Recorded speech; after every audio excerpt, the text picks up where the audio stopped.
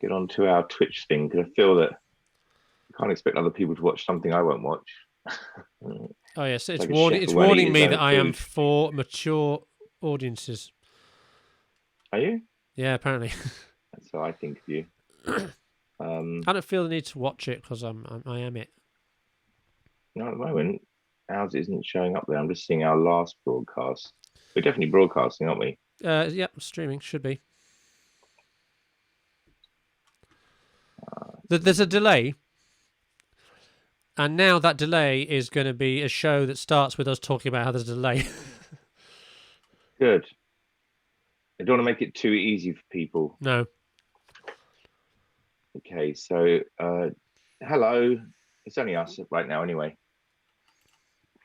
This is true. There we are. Do join us.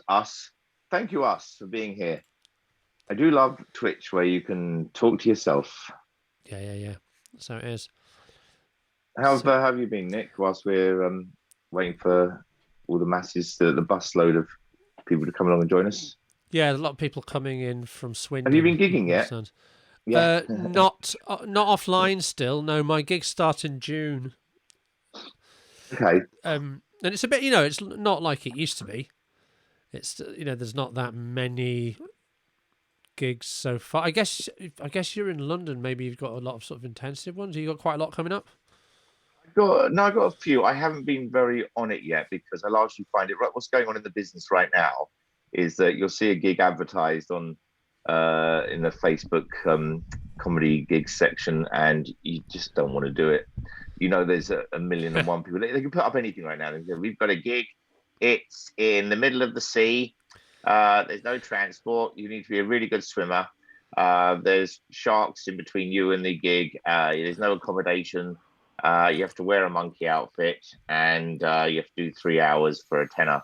And what you're going to get is loads of comedians going, I can do it. I've got my own microphone, so it's COVID safe, and and I can drive on water or whatever. And so it's right now, it's like a meat raffle of competition, and I just don't want to get. It feels like you're in a bar with and there's some very beautiful woman by the bar who might be available, and she is surrounded by men and you don't want to be one of these annoying bastards. Do you know he's got that going on at the moment? I mean, I've had a few, but I do realise that the Women problem now bar. with every single gigs. That's not come in, but you realise that the problem is that there's been this reset where now who's available for this gig is every single person on the planet who does comedy. Yeah. Everyone. And that's quite a lot of competition to be going after all the better ones. Yeah. Now I spoke to a few promoters. Yeah, sorry, Nick. I don't you, but Chris Rock can do it. So yeah. So it's I've not been over, but I did do my first gig back this weekend. I did Saturday in Brighton, which is a nice place to be doing gigs. It was socially distanced, just a small room, and it's good. It's nice. It's nice to get back to that energy of actually having real, alive people in front of you. Yeah, totally.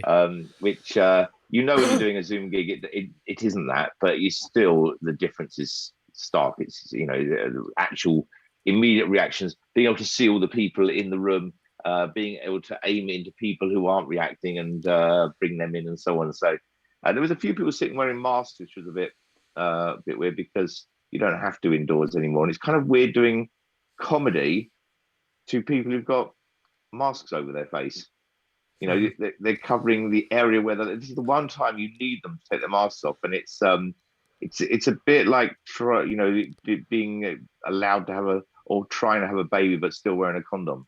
So it kind of had that feel of you're actually sabotaging yourselves from enjoying this. I don't know. I kind of get that. I think in the sort of I know a mask doesn't protect you that much, but it's still as a sort of it's more for you to protect other people from what you might be carrying, right? But it's I know. but do you know what I mean? Though, if you're very cautious and you just spent a year being very, very nervous about going indoors anywhere, how much do you trust the comedy club?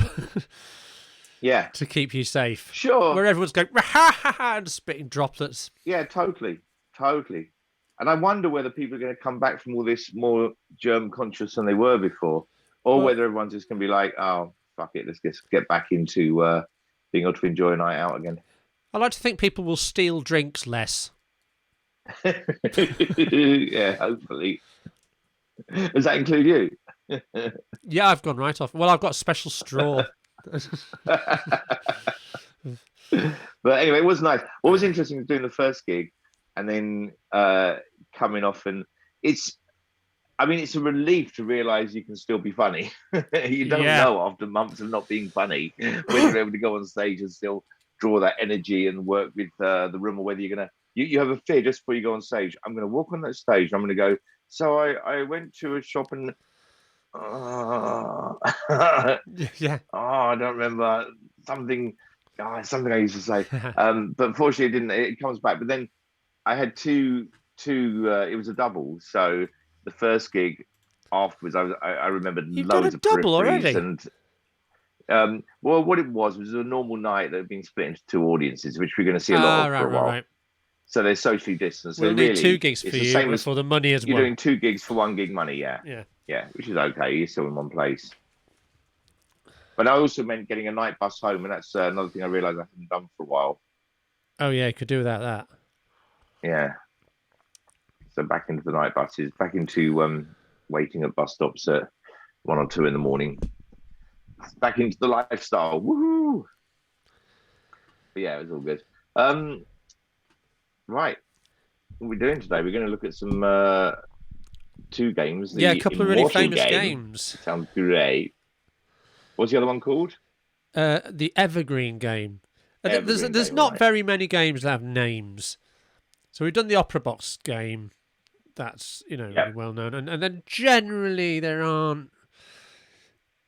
The games have to be quite something to get a name. Like when we did the Opera Box game with Morphe, I would say that's probably the most famous game. Yes, played. It's so short and sweet and clear and nice to easy to understand. And you could just sort of remember it as hell. And it really captured a large essence of Morphe as well. Yeah, I think from that game you can see what kind of player he is. Right, it's quintessential in a sense. Yes, it is, and it also teaches you lessons as well. He's not playing in the style of the time, which was very romantic and used to throw pieces away and pawns everywhere. He's actually just playing incredibly well against some weak players. Yeah, cool. These 2 games, they're much more sacrificial than that. They're not just sort of one player plays terribly and the other player sort of takes advantage. They're very kind of speculative and romantic. The romantic style of chess, right? A lot of gambit play, sacrificing pawns in the opening, like getting your piece out quickly, exciting attacks, and ideally culminating in beautiful sacrificial combinations. So this first one, this is Anderson versus Kizeritskiy. This is the Immortal game. And Kizeritskiy was a master. I don't really know much about him. There's a line of the King's Gambit, like the old main line of the King's Gambit was named after him. Right. And this game is a King's Gambit. Adolf Anderson is the player. And he was arguably for a little while the best player in the world, although he didn't do too well against Morphe. Right, okay. He did beat Morphe sometimes. Starting us off now. Yeah, here we go. Just check this here on my other screen. So we have. So we start off with E4. E4 we have. E5. We're up and running. And Anderson is playing white. Reply. Anderson plays. Yeah. This one, we've seen this before. Yeah. So King's Gambit. Yep, King's Gambit. Black accepts the King's Gambit. And now Bishop C4. Yeah. So do you remember? I think we've had a word about this before. We've done quite a lot of King's Gambiting. Well, we have, because we're starting with early games, and there was a lot of King's Gambiting around. Yes. It's quite nice. I've actually been playing around with the King's Gambit a bit more since we've been talking about it. Because I'm still only playing casually. I'm not getting in a lot of games at the moment. So just doing chess with friends games whilst traveling around on my phone. But I do tend to play versions, at least, of the King's Gambit now. I quite like the speed of the attack. Yeah. And you have to play in a certain spirit, I think. If you're playing the King's Gambit, I mean, people argue you can end up in sort of positional games, but playing like this, like Anderson is playing, putting this bishop out here, targeting this weak, the weakest point in Black's position. But he's also, you see what he's giving up, right? He's very weak on his king side. Yeah, like the normal chance of the queen coming down to h4 is always that's the more common move, knight f3. And that's what I was going to say, is doing the knight to f3 to stop yourself from having the queen attack. But I've delayed that move as well when I've been playing it. All right, well, get what you asked for. You only move away from it, so now let me just double check that works. So pawn.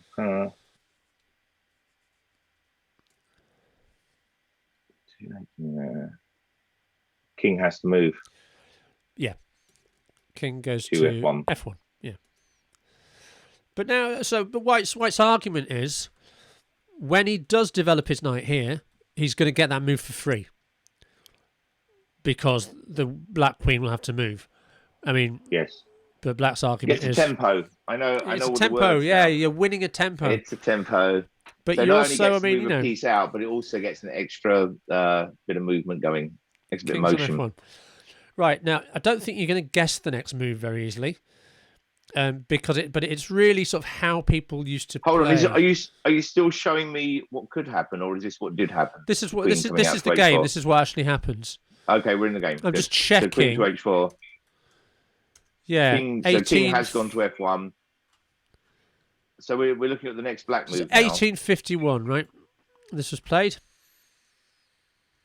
Times were so different then.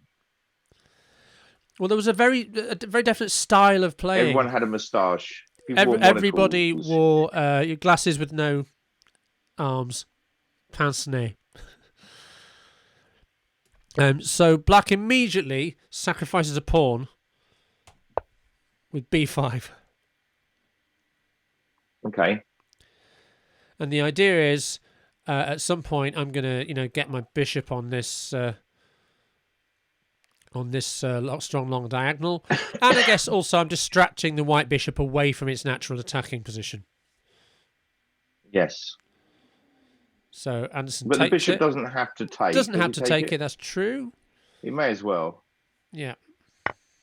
Takes it, and then Black plays knight f6. So I don't think anyone's going to pretend this is the best way, definitely, to play. It's a little bit strange and weird, but it presumably went through a bit of a fashion, like this. So I'm assuming pawn to e5. Well, we get a developing move for free first. There's no great advantage of pushing the knight away at this second, actually. Is no, there? In fact, the knight could go somewhere quite annoying. So maybe then the developing move would just bring in the knight out to f3. Yeah, that's what happens. And that gives us the tempo we look at. Also, the queen doesn't have as much escape route. She's got to come queen's back a little on bit... the h file. Yeah, that's right. So queen goes back to h6. Which is nice, because then my next move is going to be, I think, d3 or d4, so I can open up that diagonal for my dark squared bishop to attack the diagonal that the queen's on. Yeah, and I think he plays d3, and I think that makes a lot of sense, because he thinks like me, Well, you don't want to give up your central pawn. You've already developed this bishop, so you're not worried about locking it in. And what you're doing is you're opening up this bishop, of course, with the queen on the other end of the diagonal. I think like an Anderson, but I want to make it clear, I don't think like an Adolf. It's not a popular name anymore, is it? Back then, I suppose there were probably quite a few Adolfs around. Yeah, it's not as... But someone went and ruined it for everybody. Okay, so... Funny enough, there's a game on the database that Luchess is giving me of Nigel versus Gary Kasparov that reached this position, but they didn't reach it voluntarily. they were playing an exhibition match and they got given a series of 19th century moves and they had to play and then start playing from a particular position. Oh, really? Kasparov was furious because, as far as he was convinced, he's already losing at the start of the game. Would Kasparov be playing white here? No, it was Short playing white, and Short won. Oh, I see. Because Black had to start from a losing position. It was a bit much, to be honest. Oh, okay. Yeah, it doesn't look great for Black at the moment. I'd much rather be white. So, okay, we've got pawn to d3 as expected. Yeah. Pressure on the diagonal. I'm looking at the different options here, which would be if I were Black right now, I would want to get some movement and get the bishops out. I also wouldn't like where my queen is in that weak pawn, that pawn that's about to be, it's not going to last very long anyway. Yeah. On the F file. So my obvious choices might be to get my dark square bishop out onto d6, but I really don't like putting the bishop on d6 unless I've got a good plan. When it's going in front of the pawn. Yeah. Blocking off the d pawn's movement, which you can't do anyway for a while because the white bishop. Well,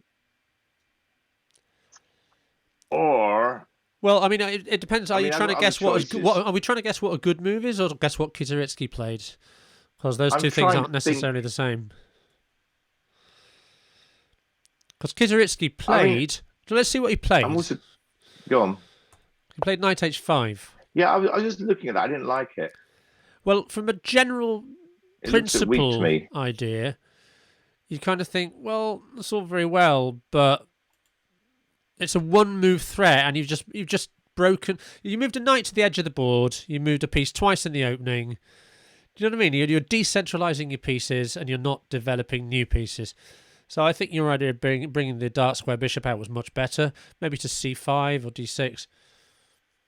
Yeah, which I don't mind either because d6 has the problem of running into e5 though, right? So I think it does have, yeah.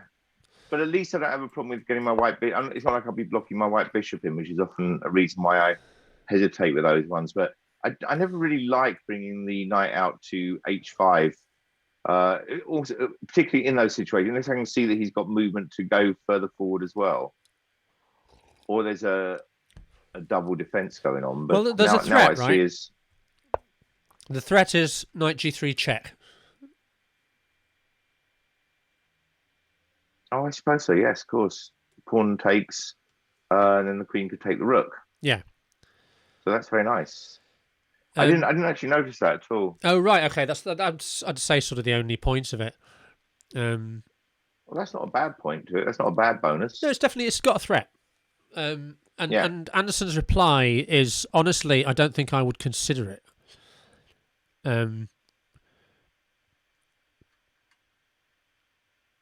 Because Anderson, no mean calculator, I guess. Oh, I see it now. All right, I see how it works. But Anderson plays this in reply. Really? Which, I mean, I just don't think that would be on my radar as a move.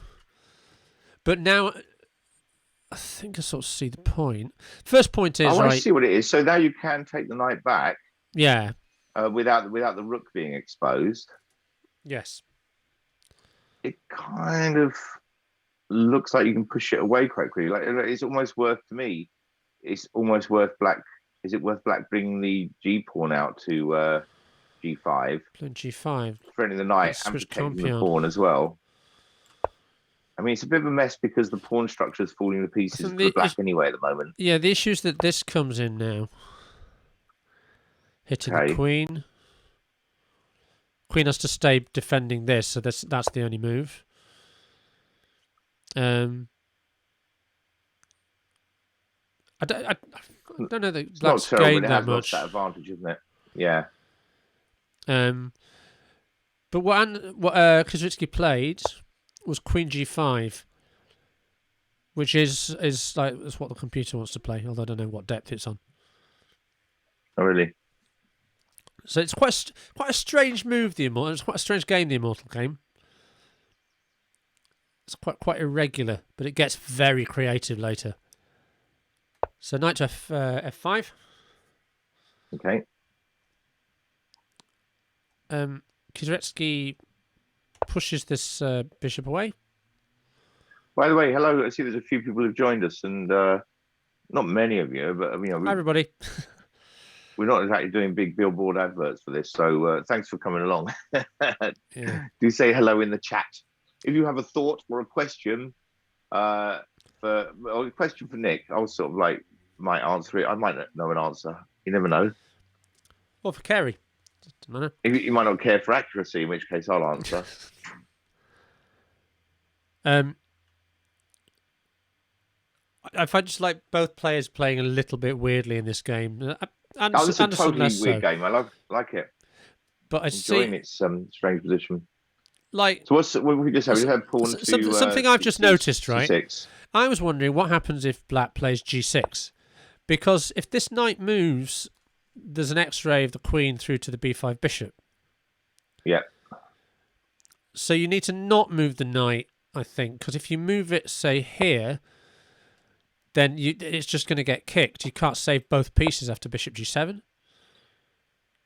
Yeah. The computer's pointing at e5, but no, that's terrible as well. All right, you swapped. Bloody hell! All right, this is queen for queen. Yeah. All right, you get away with it. But this is much better for black now. Yeah. Like his pawns up and your bishop comes out or whatever. And he can still castle, of course. So in fact, after this, you have to chase the queen away with h4. So it's really sort of tactical, move by move, play the exact move, Yes. And now that this is all right, the knight can get away. So it's not that obvious, is it? Here. And now the computer wants to sacrifice the knight. Oh, it's not sacrificing the knight. It's not sacrificing the knight because this knight would be hanging. Oh, yes, right, of course. Yeah, okay. Sorry. It's very weird to me to think these guys played this game back in around 1850 time and would have no idea that one day there's going to be computers analysing their game like this. Yeah, that there'll be a machine. The thought of that would have been just like, a machine. One day, something truly, an intelligence you can't even imagine back then, is going to take your game apart that you're playing so casually right now. And then people will use that machine to look at porn. Yeah. Or pawns. C6 is what he plays. Go away, bishop. And again, it's a brilliantly creative game, this. G4 is the reply. Hold on 1 second. I don't want to miss anything here. I just got to send a reply. This is an urgent thing. Don't do anything. Everybody hold your horses. Say hello to Nick. Talk amongst yourselves. Urgent. 1 sec. Very urgent. Okay. I don't know why I'm not talking. There's no reason for me not to. If I've got something urgent, you can still talk. Nick needs the full attention of everybody. So this is a weird move as well. Catch me up. Where are we at now? What's the next move? Right, he's played c6, attacking this bishop, right? Yeah. And what happens is that he doesn't move the bishop at all. He plays pawn to g4. Okay. Which is very creative. Probably not objectively good. The computer's not liking it at all. The computer just likes just move it. Yeah. What's the computer giving it? Roughly equal. Oh, really? Yeah, a bit chaotic, but it's Stockfish, which has a strong tendency to say things are draws when there's loads of play left in them. It always feels nice, though, answering an attack with an attack. Yeah, you're being really unreasonable. And I think honestly, it's also a psychologically really good way to play. Because it's just as much harder for the opponent when they know you're not going to do what they want you to do. Yeah. You don't feel like a sucker, do you? You don't feel like you're being kicked around when you do that. No. So G4. So let's just say if he takes this, then I take you. And honestly, this is fine for black. There's no reason he couldn't have done this. This. There's no huge attack coming as far as I can tell, and this king is very, very open. Yeah. Black has the 2 bishops. His pawns are a bit wonky. But he is the first one to blink, and he moves the knight. Coward. Now, you would like to play pawn h4 here, but you can't because there's now 2 pieces hitting this. And I guess probably he's a bit worried about losing his knight or his queen, but he could. Yeah, the queen had a way out just now. So, do you want to run through some candidate moves? For white now. Yeah.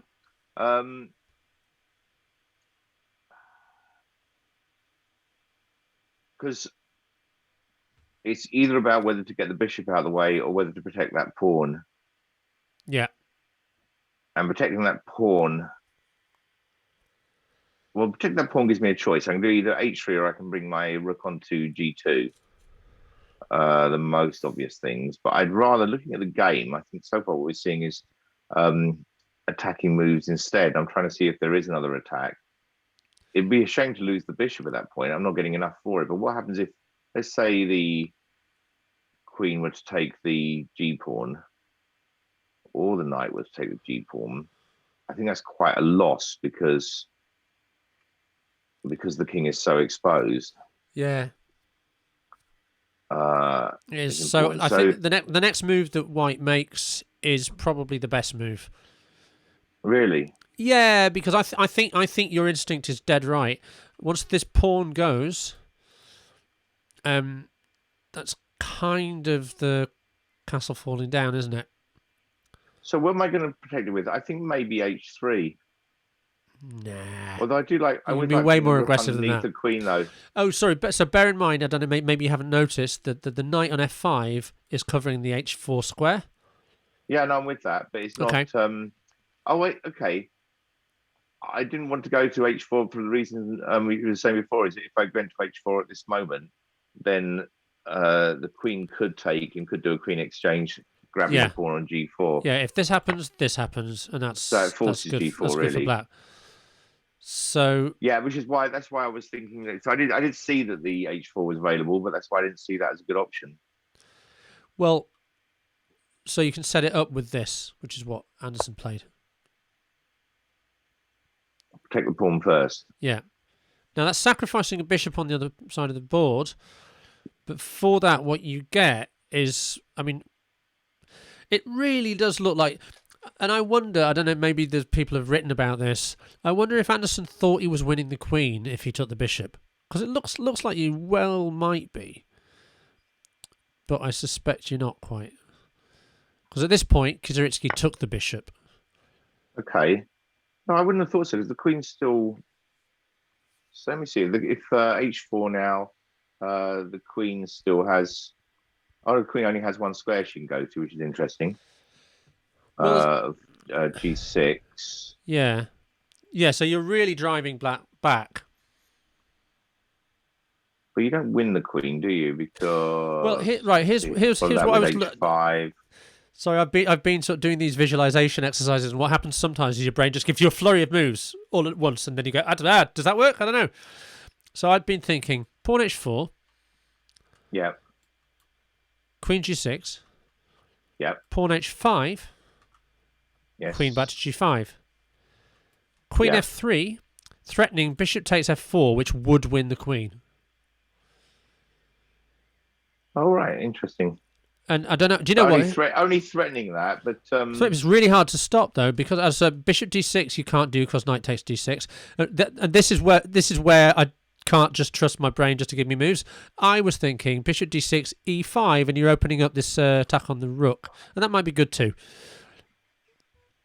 Okay. So there's a lot of little threats going on here. There's a lot of little. Yeah. It's quite tricky, isn't it? Because it looks to me at that point when the queen comes out to f3, there is still time for this time to move the knight off f6 and give the queen an escape route. It makes it all kind of pointless, though, everything that's gone up to that. Yeah. That point. In fact, the knight doesn't have great moves. Even that black knight on f6 doesn't. This one here doesn't have anywhere great to escape to, does he? Other than going home. No. So the next few moves are similar to that what I just said. Yeah, up to h5. H5. Queen goes. Queen's to really out of squares. 5. And now queen to f3. And this is threatening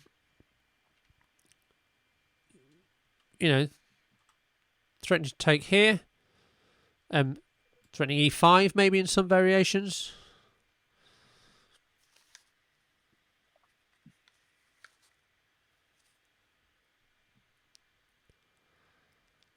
So what happens? So this looks nasty, right? I was looking before at what I was saying before was the knight going back to g8. Yeah. But that doesn't look lovely though. It's miserable. Black's got no other good escape route for the queen. Yeah. Is that what happens? Does the knight go back to g8? Yes, that is what happens. Okay. The computer wants to play like bishop b7 here, but it's it's losing. So back he goes to rescue the queen. Now we're going to take the pawn on f4, right? That's what he does, yeah. In fact, the computer, it seems, thinks that knight c3 here is even stronger, which is really, yeah, strange, eh? But in a way, it doesn't matter, right? What you've won is black just undeveloping all his pieces. So you're not winning the queen by taking on f4, but it's nice to do it because I don't know. We got one of those classic situations where white is down a piece, but is clearly in a much stronger position right now. Yes. Yeah. So bishop f4 is what happens. Queen goes back to to the least awful square, I suppose. f6. Yeah.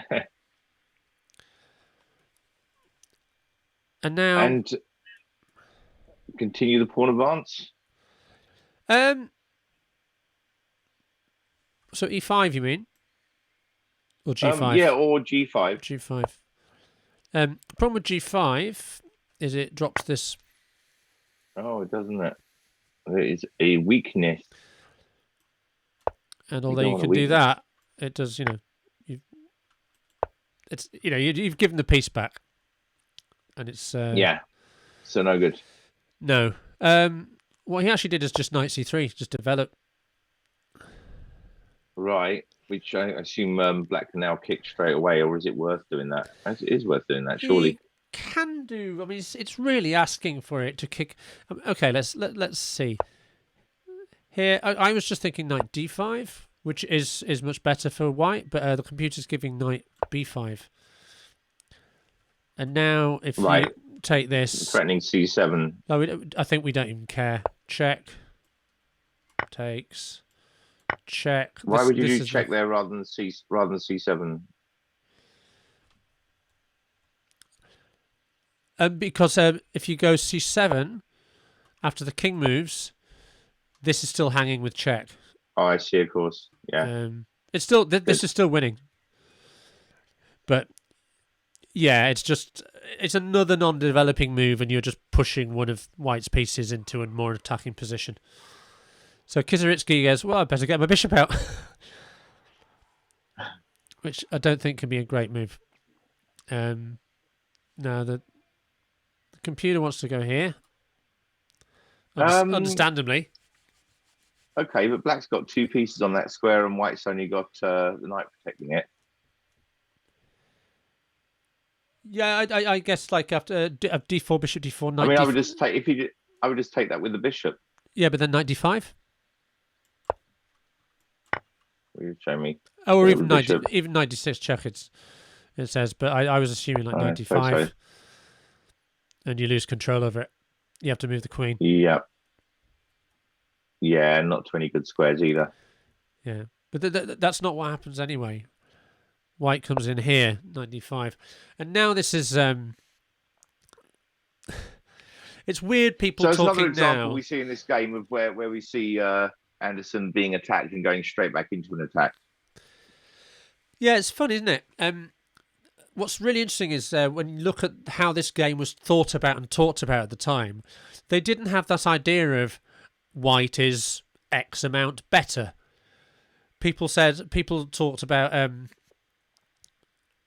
oh, he shouldn't have done this. This leads to a bad finish. But in fact, White is just winning already. This is an overwhelming attack. So Black takes on B2. Kind of might as well. Mm-hmm. And this is where it gets really nice. Because if you think about it, both of White's rooks are attacked. Yes. So you're kind of assuming you might rescue one of them. And you're going to tell me he does another attacking move instead? Yep. Good. Yeah, and it's really sweet. Still wish he wasn't called Adolf, but I do like his style. Adolf was still okay to be called at this point. It's just, sorry, I didn't make history. Okay, so there's a lot of options on the books. Is this what? Or is there? Let me look. I need to get an immediate check-in, don't I, as White right now? Well, that's the other thing. Is it? I'll tell you this as well. It's not check. Is it not a check that follows? Not a check right now. Really? Okay, I'm trying to look what impressive move you might do. And is it involving moving one of the rooks, like the A rook? No, sorry, that was what I was telling you. He's got both rooks attacked and he doesn't move either one. He doesn't move either one of them. It's an interesting chess puzzle then. So, I can't see anything that's going to put my queen in a better position for an attack. The bishop, maybe. Nope, I don't know.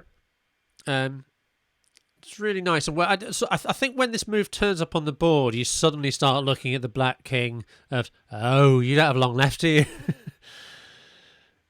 It's bishop d6. I was looking at it and I couldn't see what the advantage of that is, really. Well, from a computer evaluation point of view, that is way worse than loads of other moves. Really? Yeah, but what it leads to is a particularly lovely combination. Okay, if I were black right now, I'd go ahead and take the rook. Which rook? With the queen. I'd take the one the queen's on. So the A rook. And according to the computer, this is a draw. Really? Because the king has to move and I can take the other rook. How'd you take it? With the queen as well? Yeah. Okay. Check. Mate. Oh, wow. Yeah, that's nasty.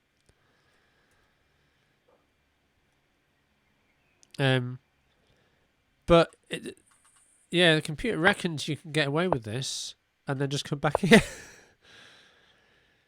But then you lose the bishop, and I don't know, it's still pretty terrifying for black, but I think maybe there's a perpetual or something. Check.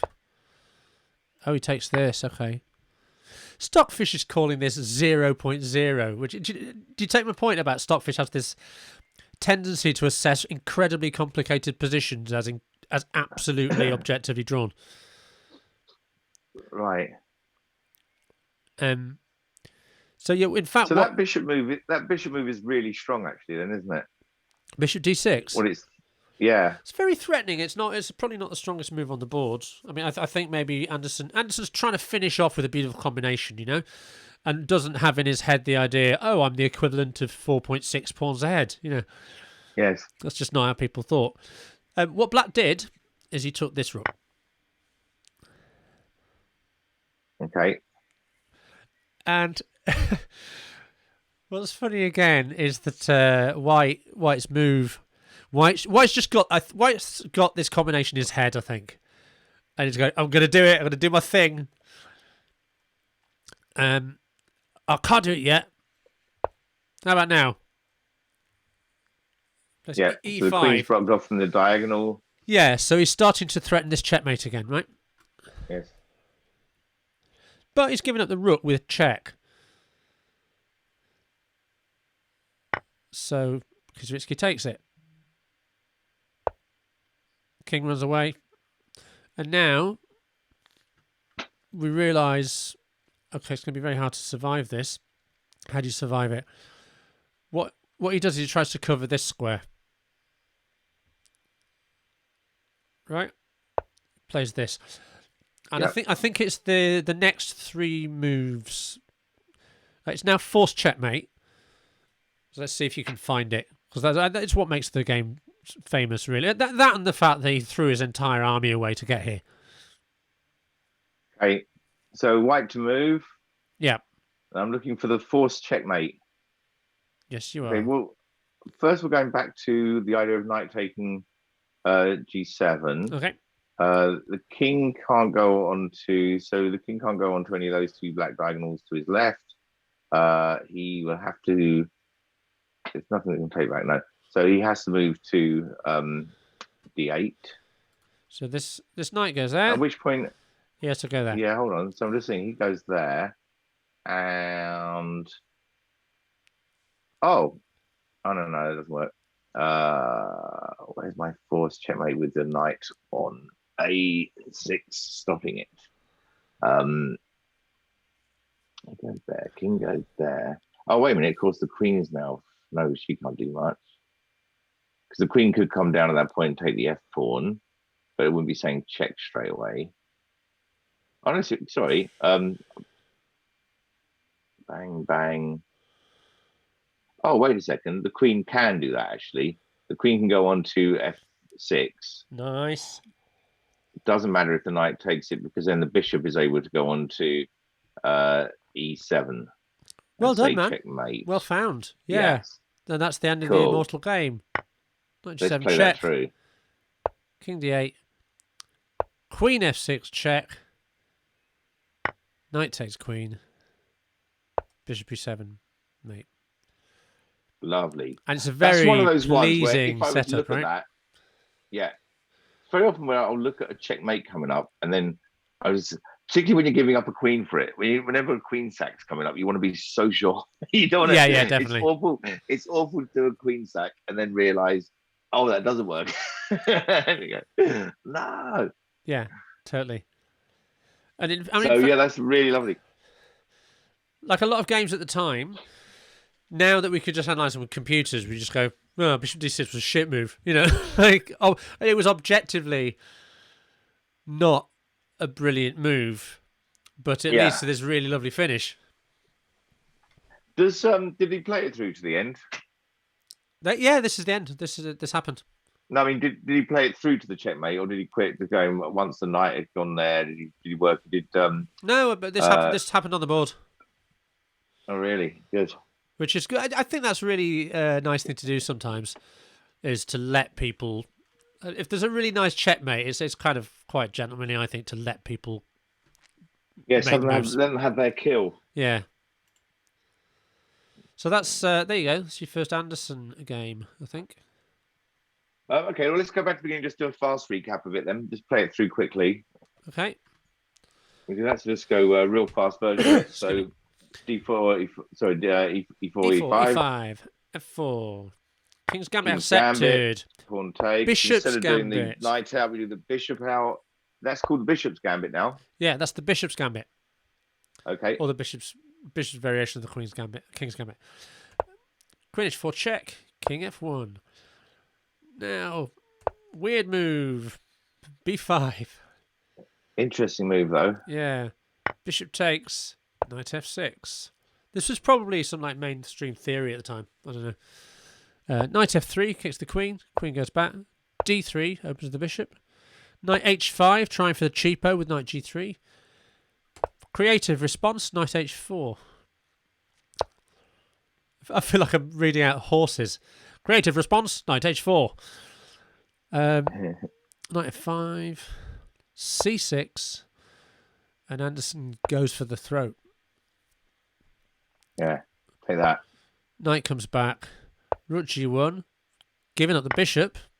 So this is where it starts getting really creative, right? It's a proper romantic 19th century 19th century game here. Yeah, have my bishop. Take your queen, turn to win your queen. Move your knight. But it's this undeveloping thing that this is really tragic. Knight out to c3. So just look at this insane development advantage. Yeah.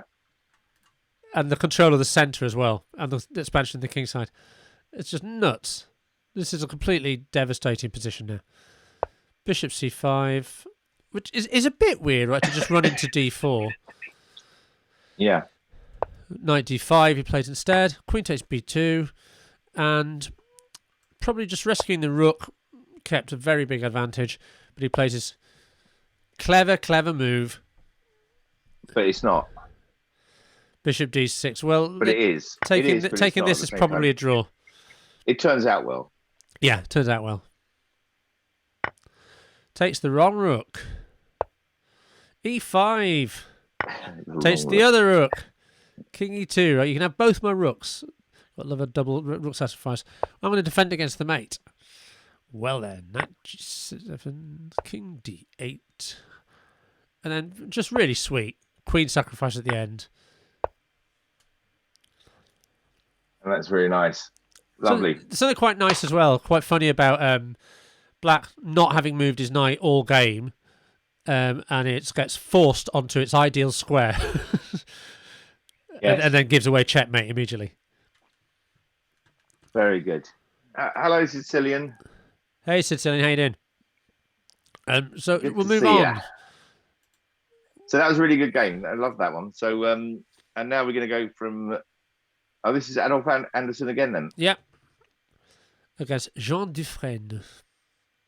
And this is called the Evergreen Game. So it's another sort of devastating Anderson sacrifice fest. So it starts out e4, e5, knight f3, knight c6, bishop c4, bishop c5. Okay. Name of the opening? This is the Italian game, or it used to be called the Gioco Piano. All right. Which leads to the pianissimo and. Yeah, well, it used to be the classic used to be at this point that play c3, bring the knight out, and then there's a load of different complications after this.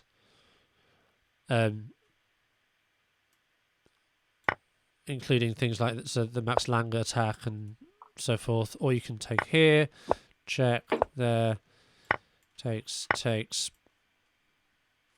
d5 here, I think is theory.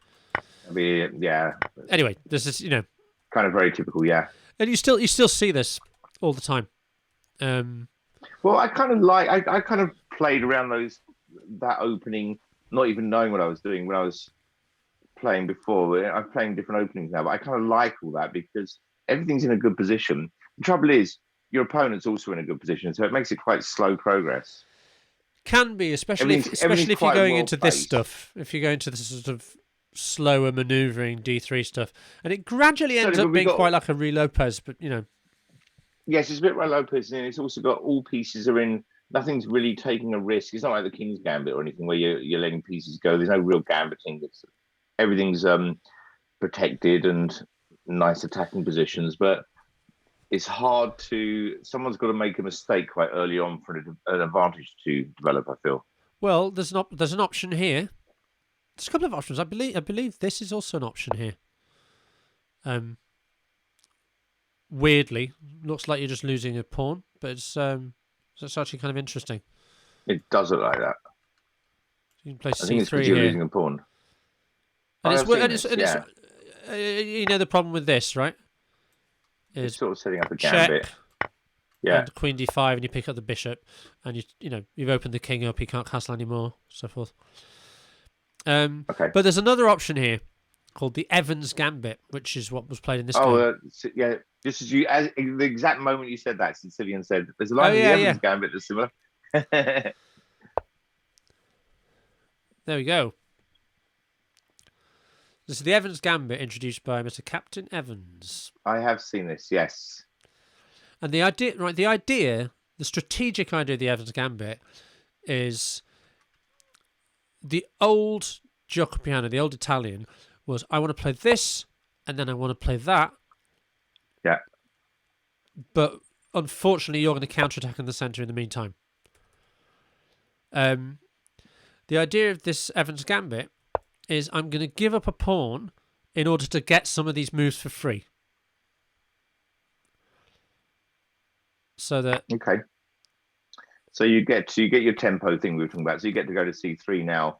Yeah. With a push at the same time, and that gives you the chance to go to D4. And I should say as well, the Evans Gambit, a little bit unlike the King's Gambit, it's still got a really good reputation. People have played it at a very high level. Garry Kasparov played it at a hugely high level. He kind of reinvigorated it, gave it a new lease of life by finding all sorts of new ideas.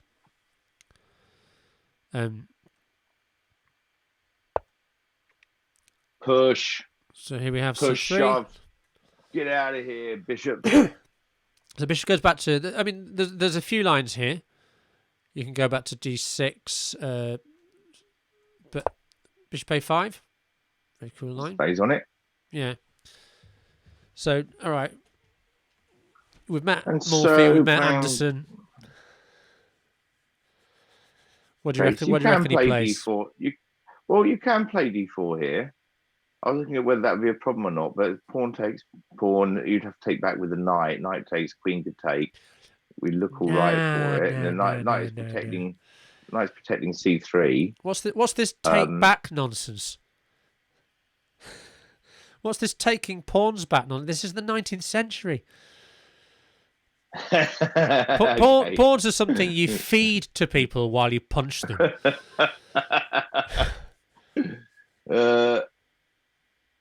Well, I still would, for that reason, I'd still say D4 though now. That was the whole point of pushing the bishop away, isn't it? Yeah. Yeah. But then to play this as an exciting gambit line. So black takes. Not the only move. You can defend the pawn as well. Might even be better. Yeah. He takes. And what was this? Jean Dufresne. Was he a similarly high level player? I mean, where was this? What do we know about these two players? I don't know. Should we look up Jean Dufresne? Dufresne. That's what I meant. I assume it's. By the way, but... Let's have a look. Wondering how evenly matched they were. German chess player and chess composer. He was a student of Adolf Anderson. Oh, was he? Okay, yeah. He was playing one of his own students. I taught you half of what's in the book and the other half I wrote. That kind of thing was going on. Yeah, so he did all right. He wrote a book on Morphy as well. Here, really? White castles. Okay. So he absolutely goes. Yeah, have it. Okay, have it. It was blocking me anyway. Pawns are just annoying. And Dufresne does something a bit funny. Dufresne refrains from taking here. In Spain? That's right. He fell mainly. Dufresne in Spain fell mostly on the... It's a shame this wasn't played in Spain. Is that why? The rain in France fell mainly on Dufresne. The why pain is in Spain. Good... That seems to me like a fair enough move. Well, taking on C3. I don't think there's anything, like, strictly speaking, wrong with it. I think it's just the idea that that's what he did, by the way. He played D3 to sort of get in the way. Oh, okay. But coming here, yeah. I mean, the same stuff's going to happen. Yeah. But this, you can defend this.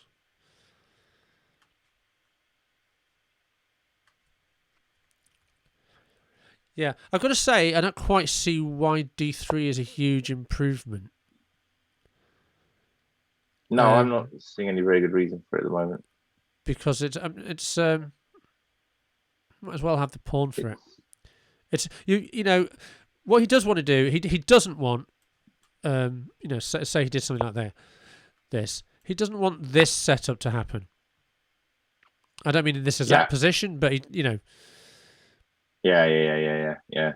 But he plays d3, which I find a bit weird. So queen b3 is normal, and you can just sort of play around this pawn. Yeah, it's not a massive threat at this moment, is it? I mean, it's no fun having a pawn right in your defense area, but at the same time, you've got a really good, strong attack on. So yeah, and if it really comes to it in the long term, you'll probably win it back anyway. Yeah. So, frame plays queen f6.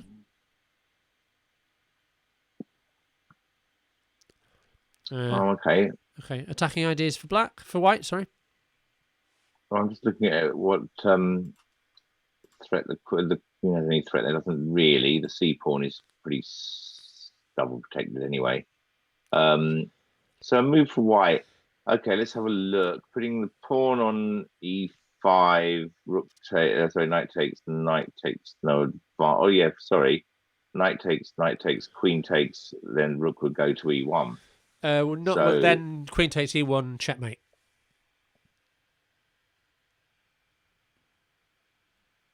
Oh, of course, I moved the knight. You're right. That would be absolutely stupid. So it's not.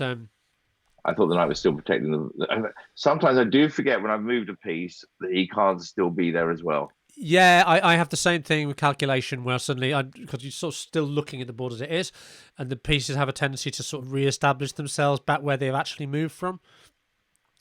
I think a move I'd quite like now is bishop to g5 to shove the queen out of the way. Yeah, it's just going to go there. It's not great, but it does probably means that. Yeah, it would get my bishop out. That would be the only reason for that, really. I can't think of that. It would quite often in this sort of position, the bishop comes to a3, and the reasoning is it makes it harder for black to castle. Yeah. But in this position, knight to g5 is also, it seems like an option, is it not? Yeah, knight g5. Because that's putting now three piece of pressure onto the f pawn. Oops, sorry. But in this particular case, I mean, first of all, that's the most a6 obvious thing. You just, but also you can do this, hitting the bishop and redefending the f7 pawn. It's actually it's actually really annoying. Okay, so does bishop a3 become the answer? No, e5 was the answer. Which one? E5. He does do e5. Yeah. Now, if takes, rook e1. So you don't have to take the knight first. But now the issue is if d6. Well, I was going to say queen b5 check picks up this bishop, but the computer is saying this, which is awful as well. Oh, hello, yeah, that's horrific.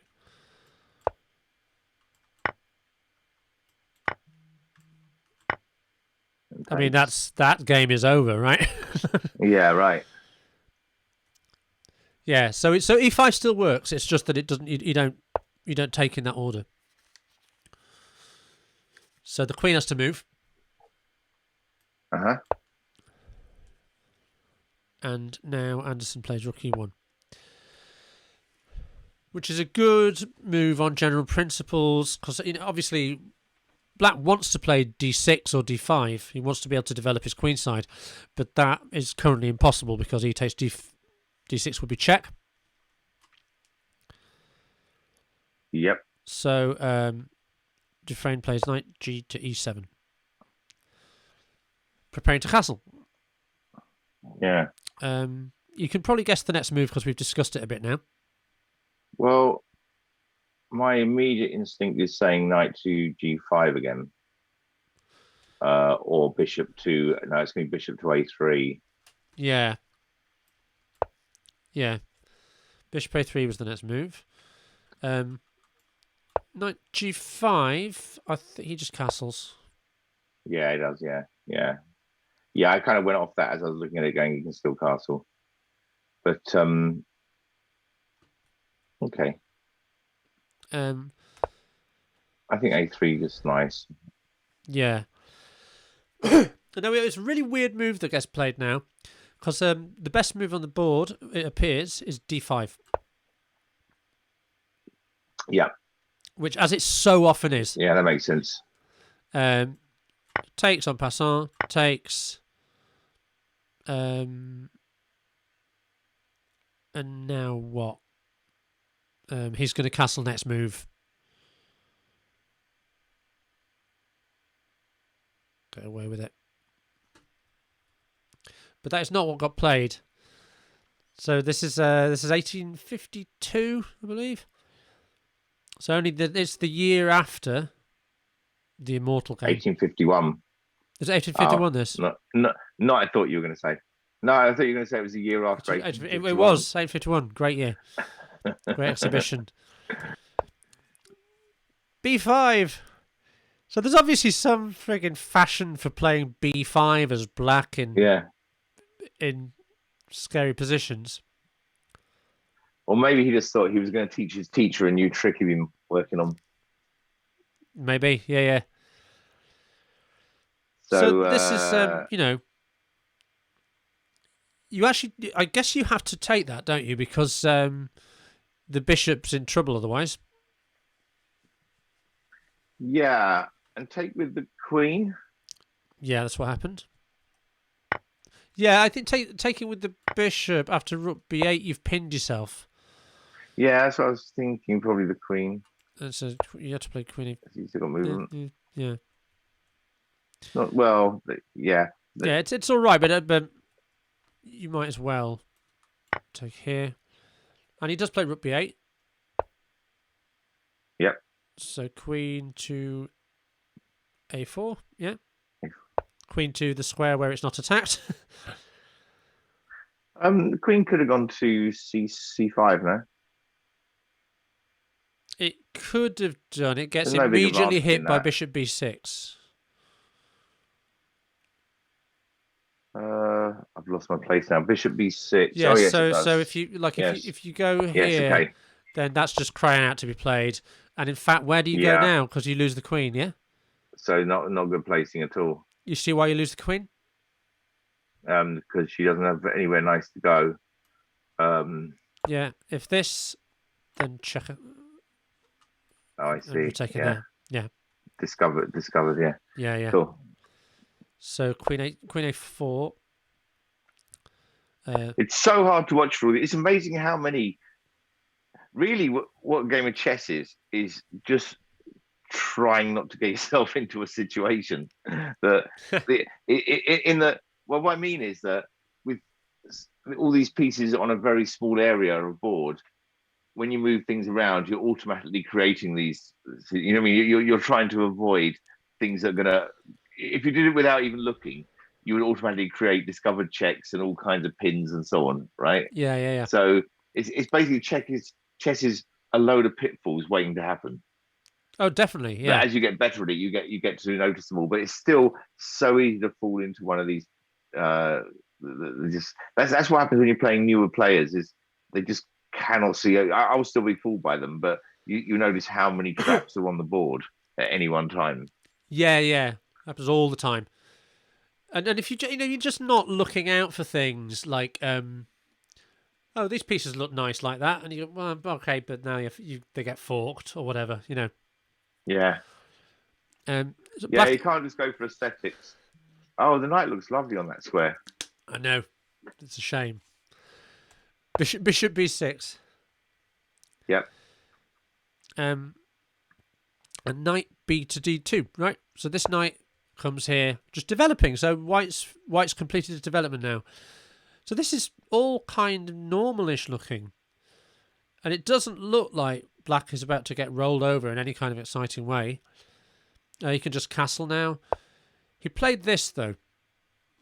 He played bishop to b7, which is, it's understandable. It's where the bishop is going, I suppose. Yes.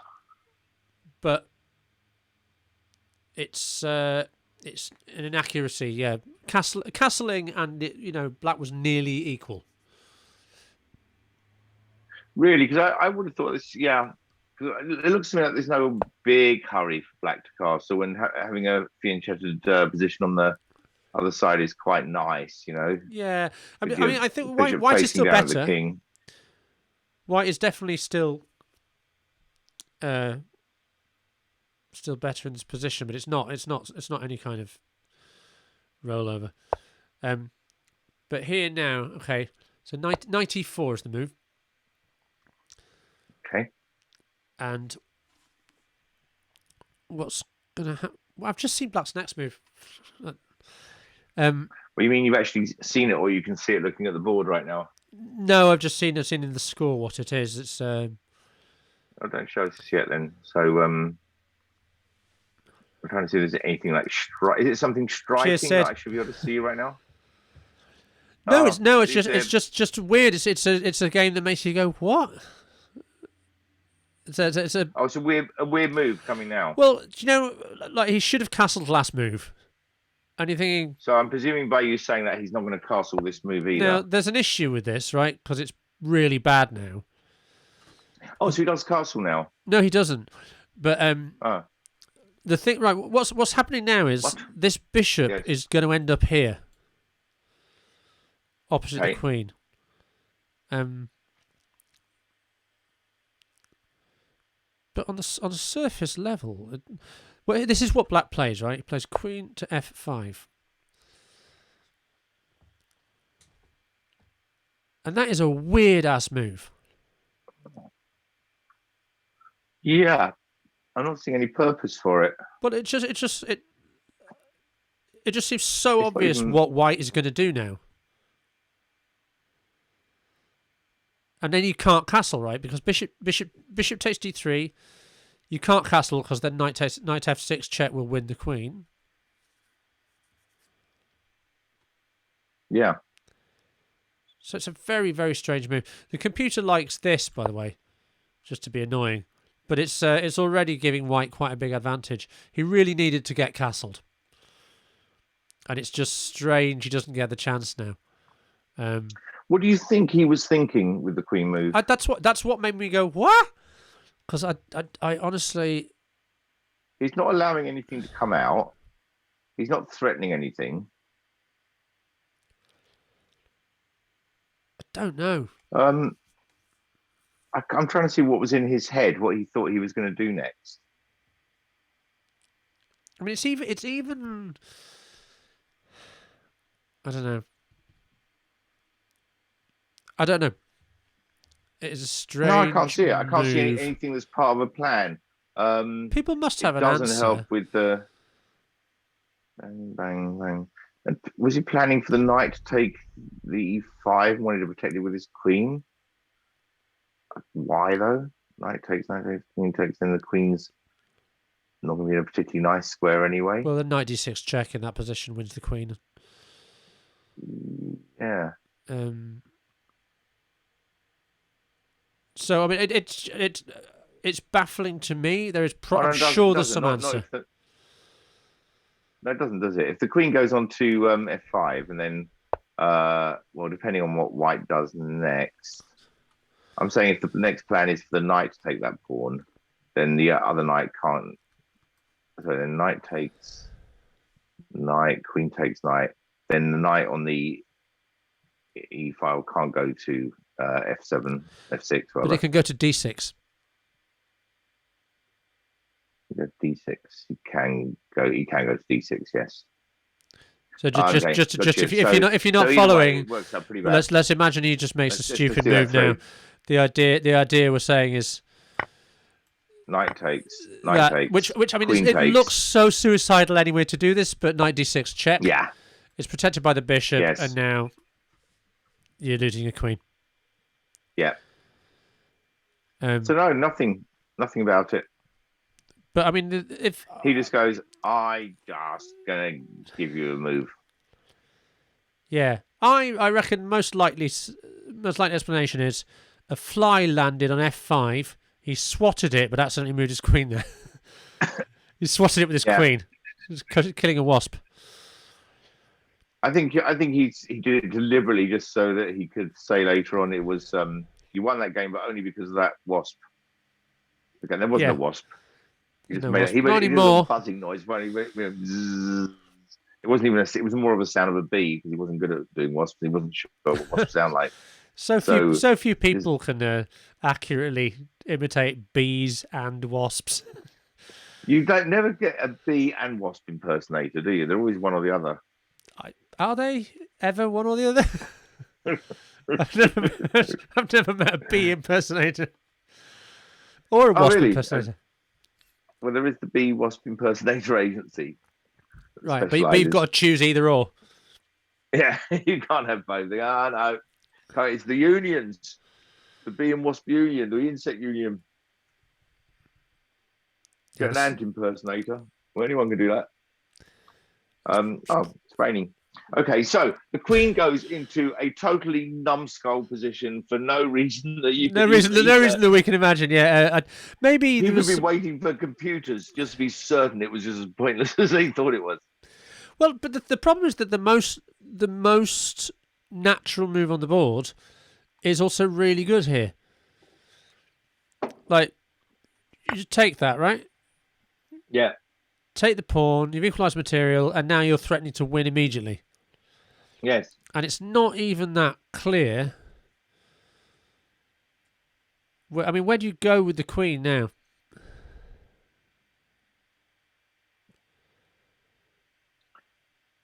There's actually only one move. I mean, only one queen move. Right. So once again, you can't put the queen onto f4 because of the discovered effect of moving the knight. F4. So you can't put the queen. Yeah, you can't do that because something like this, and then discovered move. Yeah. So everything on the fourth rank is out of bounds. Is out of it for that same reason. Yeah. You obviously can't go on to g5. h5 is no, it's not, for the same reason that I don't know. You could do. I've been trying to work out so H5. I wouldn't like it. So H5 is the only one possible, isn't it? Queen H6. Maybe do you survive that? Bishop C. Okay, let's do this without a computer. This is Queen H5, which is what happened in the game. But I've just been looking at continuing to chase the queen. Really? So knight. So I'd say knight goes to d3 here, and now maybe here. Like this is, I'm probably making some stupid mistake, but I mean this looks horrible. So queen to either e6. Well, it has to be e6 really. Oh, e6 you can go to now, of course. Sorry, I'd actually forgotten you could move there now because the bishop's moved. Yeah. Anyway, but that isn't what happens. So this is where the fireworks start. But the queen does go. The queen does go to h5. Goes to h5, yeah. But this is the beginning of the exciting bit. Okay, I don't think I could take it. Don't tell me. Let's just end it here. So we don't want to make this too crazy. And the players agreed a draw. Right. The players said this is just getting too exciting. We have to stop. Okay, so white does something interesting here. Yeah. What is it? Let me have a look around and see what I fancy doing. I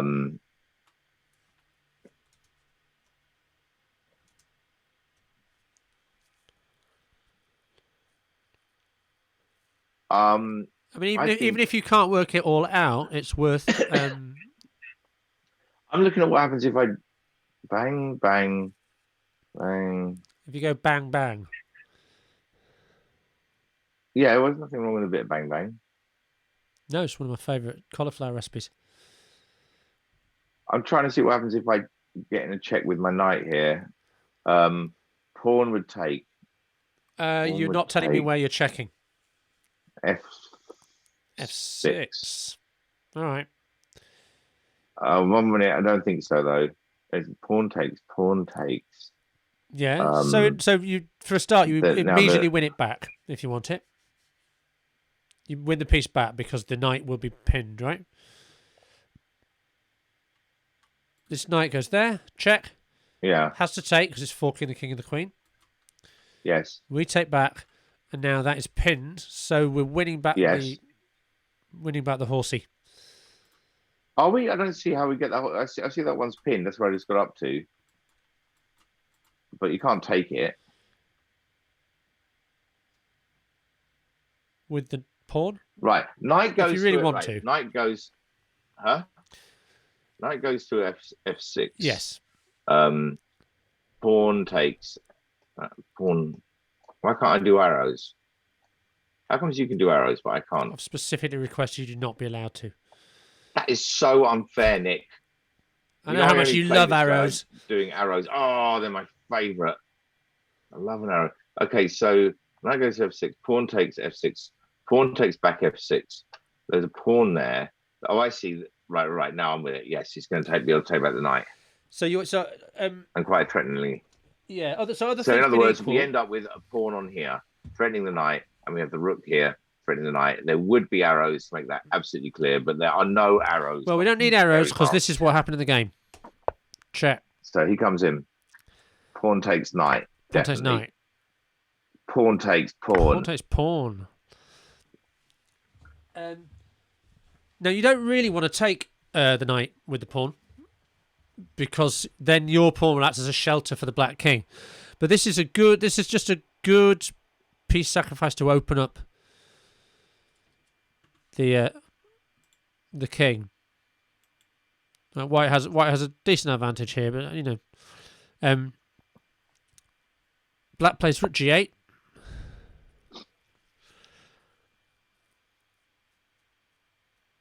Yep.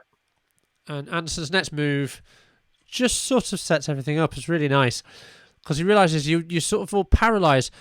This knight can't move because if it does, this knight's going down with a check. Yeah. So what he does is he brings his last piece in, which I think is quite classy. Yeah, been waiting there in the wings. But it's your big moment, Harold. All right. How was I? You were amazing. The way you slide, man. So there he is. Can we think of any point to this move? I only imagine that he's hoping still to get some pressure or force some pressure against the white king. So you don't see any threats? Which you can't because his queen can't go anywhere. Like the queen can't add on to any pressure on that file because G4, 5, and 6 are all bad. Are there any threats? Yes, the queen can take the knight on f3. There we go. So that's why it's quite a big deal that Anderson plays this move. And has ignored it. Yeah. And it happens. The queen takes the knight. Yeah. I suppose white doesn't have to reply straight away. So let's have a look at it. The queen takes the knight. Queen takes the knight. Now, problem is taking the knight is a losing move. But yet again, having everything ruined by a computer, the computer's going, oh, you just play bishop d4 like a normal silicon entity. And you can survive, and it's a dead draw because I'm stockfish and everything is 0.0.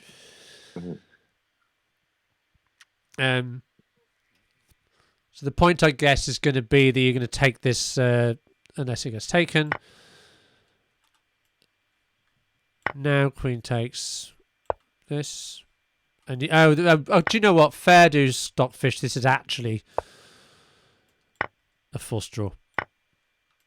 Yeah. And there's a perpetual check. Although, what? Because this, which is just so, like, bloody computers, I hate them. But he doesn't. He actually takes the knight then. He takes the knight now. Right. And then it's all downhill from here. So do you want to do you want to do the honors? I think it's not impossible to calculate the end now. All right, so black is one move away from checkmate if I get this wrong. Always yeah, so let's where we're on an edge at this point. You often feel when you're playing someone else, particularly if it's not necessarily a newer player, you can see their calculation. You can go, they're going, I'm 2 moves away from checkmate or 1 move away from checkmate, and you can just hold it long enough now. Yeah. They're only calculating one side of things. Yeah. So what I'm looking at is what happens if the rook takes the knight on e7. Yeah. And let's say the knight takes back, but then the queen can take the. I'm sorry, bishop has to get out of the way. Wait a sec. Bang, bang. Maybe then the bishop would go to e4.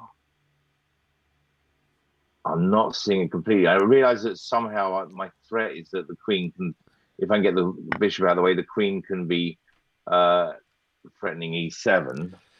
I mean, so let's go one at a time. Let's go 1 move at a time. I like that move to start with, though. Is that a correct move, or am I already on the wrong? This is what happened. Yeah. Okay, so the knight's going to take the rook. Yeah, it's really I'm going to turn the computer off. It's nonsense.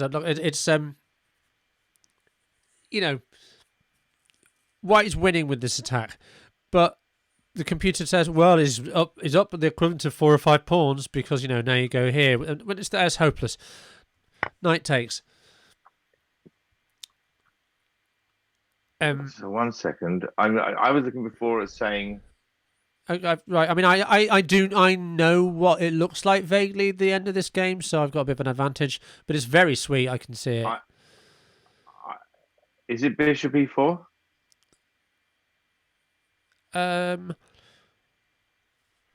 No. Bishop e4. What bishop e4 would do I mean, so you're wanting to open up, right? It means my queen can then take e7. It does mean that, but I mean, okay, just for the sake of argument, what if I just sat the queen here, there, and then just took this? Do I have enough for the? I have a lot of material. Yeah, you do. But there's a much more violent move. Well. Oh, I see. I think the queen. I'm trying to have a look whether the queen can take e7 right now. D7, yeah. And sorry, d7. Yeah. Okay, so king takes back, and I can do a discovered thingy, a double check. Double check. Which we always love a double check, don't we? Yeah. But the king can step out of it. Where to? Onto c8. So you talk me through the moves you're thinking of. So queen takes d7 check. Queen takes d7. Yeah. Which for the viewers is this one here. Yeah. Bishop. Oh, no, wait a second. So bishop can go discovered to here. Yeah. Bishop there, but this is much better here. Let's get rid of that one.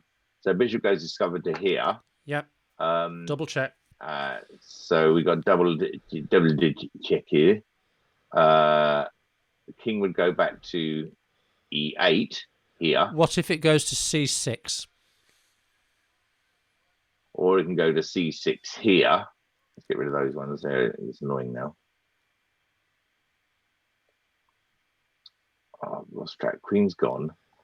Bishop's here. Rook's there. So queen has taken this. And the bishop.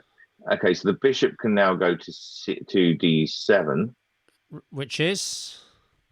There. Yeah. But also that's checkmate. Is it, though? Yes. Yes, but is it, Nick? Yes. Yes, it is. I've just looked in the rule book. All covered up. Is it? But all right, let's play that through. Is that right? Yeah, that's not what's happened. That isn't quite what happened, but it's a little sideline. It would work. Can we play it through and look at it? Yeah. Well. Okay, so queen takes d7. This is what happened in the game. King takes. Obviously, right? He's got to take it. If he goes to f8, then that's bishop takes or queen takes the knight is mate. Yeah. Bishop f5, well found. Yeah, I didn't realise you were going b5 first, but the king comes out Yes. Through e6 and f5. f5, double check. King's got a choice of either e8 or to c6. Yeah. So what we've just discussed is c6, bishop d7, checkmate. Very sweet. And that's checkmate. That is not what happened. So he went here, and now you'll find this one easy.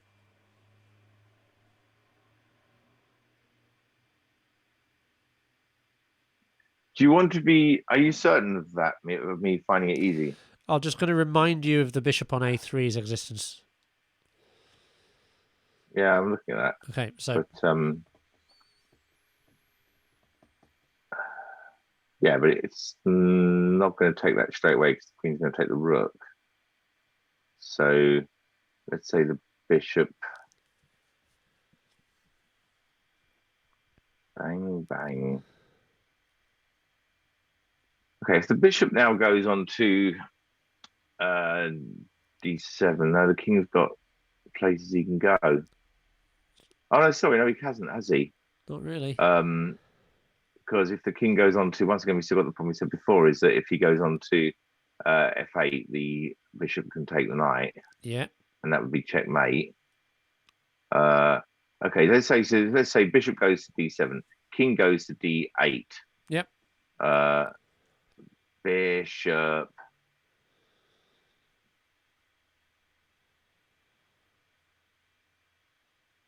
Oh, and then the bishop can take the knight. Sorry, yes, it's there. It was one of those ones where I couldn't see it. I just couldn't see it in my head for a second. So my next move is bishop to d7. Yeah, nice. Okay, and now wherever the king goes, the bishop can take the knight. Checkmate. Yeah. Yeah. Or if he goes the other way, you can do it with the pawn if you want. Yes. But why would you when that is so gorgeous? Yeah. Well, you might do it just so that you can feel you've humiliated him even more because it's a pawn that finally says checkmate. That dynamic is always quite fun to do to someone going, yeah, the king is nothing to a pawn. Yeah. So that's a really sweet ending, right? Yeah, it's lovely. Let's just run through it really fast. Let's do the recap of the game. Okay, any questions? E4, E5, knight F3. Anyone with any good questions? Good questions only, please. So we have an Italian. No bad questions. No. There's no such thing as a bad question. There are no bad questions. Are there such things as a bad question? That's one. Are there such thing as a bad question? That's terrible. Yeah, that's one. What's the difference between me? That's quite a bad question. It's a good question, though. So no one's ever answered it, so it must be good. Yeah. And Essen, does anyone know? That's the homework for this week. Does anyone know the difference between Nick? B4. Evans Gambit. Evans. Yes. Yeah, accepts it. Good Evans. C3. Good Evans. Bishop A5. D4. 5. Takes. We don't take pawns back. It's the 19th century. But were they right? Sometimes. Where did sorry, just pause a second. When did the idea of gambits really start? Early was there on, a time pre-gambit? There was a time pre-opening because you used to start from positions that were predetermined, and they were decided by the roll of a dice, and you decide. What's the word? Still use it for a tabia. So you have different tabia where the pieces were sort of already set up. The original Indian game where every piece only moves one square at a time. They did change, yeah. I can't remember. I thought it was like everything moves one square at a time, and then so games would go on. That's why they started playing from positions, because games would go on for ages. Yeah. And then sort of introduced the two moves, 2 square move for a pawn. That speed things up as well. But then you have to introduce en passant, because otherwise you can block all the pawns up too easily. In the very original of the game, you weren't allowed to take. So the games actually went on forever. There are games still happening. And the boards were 4,328 squares by 2 squares. So they were just very, very long and thin. People were very patient. There was no hurry whatsoever. And there were no pieces. They didn't play to win. and also, they just stab each other anyway. Yeah. And some say that wasn't chess. Some say that was just battles. Yeah, it's very confusing. All right, so sorry, back in it. So we had the Evans Gambit. No, that was an important discussion. This was very relevant. Yeah. So Queen F6. Yes. E5. Queen G6. So far, so normal. Rook E1. He played slight inaccuracy according to the computer, but who cares? G7, good move. Bishop A3. Yeah. Normal in these positions, but again, not the computer's favourite. B5, really weird. Yeah, there's a couple of weird things Black does during this, but like that queen move on F5 in a while. But yeah, that's really strange. Most strange. So we start with this is our first proper strange one. Yeah. Although no, actually, there's 3 strange moments, isn't there? Because the movement of the pawn onto D3 is also a bit of an odd choice. I find that a little bit strange. Rather than taking the C3 pawn. I understand it, and I understand this one as well. Like emotionally, I understand it because you're kind of thinking, right, I want to castle, I want to play D6, but if I do, it's going to wreck my pawn structure, and then the knight will be under attack. If I play B6, that feels weird as well because I mean, there's nothing tactically wrong with B6, is there? Is there? Let's find out. No, it's just normal. But B5, but this is the thing, spirit of the times. And this guy was an Anderson student. He goes, right, I get some time.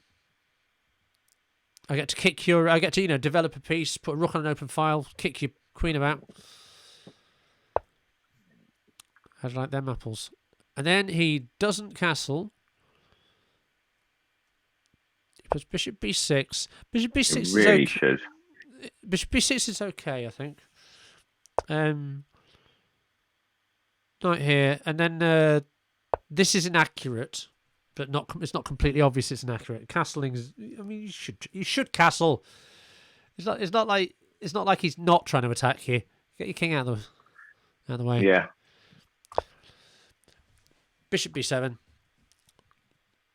Knight E4. There's already quite a big advantage to white here, but now this move, such a lemon. Like if you want to know the computer's evaluation of this goes from plus 1.7 to plus 7.1. Really? Yeah, it's like it's gone That's to really much worse to totally lost. Right. Yeah. Wow, that's quite a loss of a move then. Yeah, and it is because everything's happening, and you just it's absolutely pointless. It's like a bit of a brain fart. Yeah, absolutely. It's like handing white several free moves. Yeah. Bishop D3. Oh, now to move my queen again. And now, and suddenly a dearth this is a good attack to put it. Knight F6 check. Boom. Gotta take it. He takes F6. Boom. E1. Rook now open against the king. Rook G8. Decent counter attack. Rook AD1, very calm, and this very nice. This is a draw according to the computer, but for weird reasons that you can't imagine someone calculating at the time. So Queen takes F3, very natural, but he goes down beautifully to this lovely combination. Rook takes E7 check, Knight takes, Queen sacrifice on D7, ladies and gentlemen. Yes. We love the queen sacrifice. King takes, and now it's just forced mate in at most 3. Check. Check. Check. Dead. With the 2 bishops. Die, motherfucker. And that is the Evergreen Game. That's the Evergreen Game for you. Lovely. So 2 really good classic games there. Very worth looking at. Very and interesting that the reasons why they stand out. Although this one, I kind of feel that with Jean's 3 questionable moves there, and one of them definitely, as you said, for it to change that much from moving his queen onto f5. It does have a feel that that Anderson was way stronger than him. Yeah. Well, I'm sure he was. Yeah, Anderson was really quite strong, especially for the time. But yeah, I don't know. This one feels more like a normal game to me than the previous one. The Immortal game. The Immortal game is so strange. Yeah, with the early weirdness. But this one's still got some very nice. Yes, this one's still got some very nice moves and moments to it. So anyway, very good. Enjoyed both of those games. Cool. Hope people watching did as well. If you're watching, if anyone's watching. Yeah, I'll try and prepare another sort of boot camp type session for later in the week. Maybe that would be really good. Yeah, like the one we did with Endgames. I was telling you that that what we discussed in that last boot camp with how to deal with pawns in the end game came up just a few days ago, and it's quite. And also, I had another situation where it came up where I kind of confidently didn't end up playing it through, but I confidently knew what to do. Yeah. So which makes a huge difference. Yeah. So anyway, lovely. I'm going to go and eat. Cool. Enjoy. Thank you very much. All right. Cheers for watching. Are you going as well, Nick, or are you staying on? No, I'm going to go as well. I'm going to make some food and then eat it. Wow. That's the order. The order I choose. Do join us again for boot camp coming soon. Here on Chess with Comedians. Bye. I'm stopping the stream.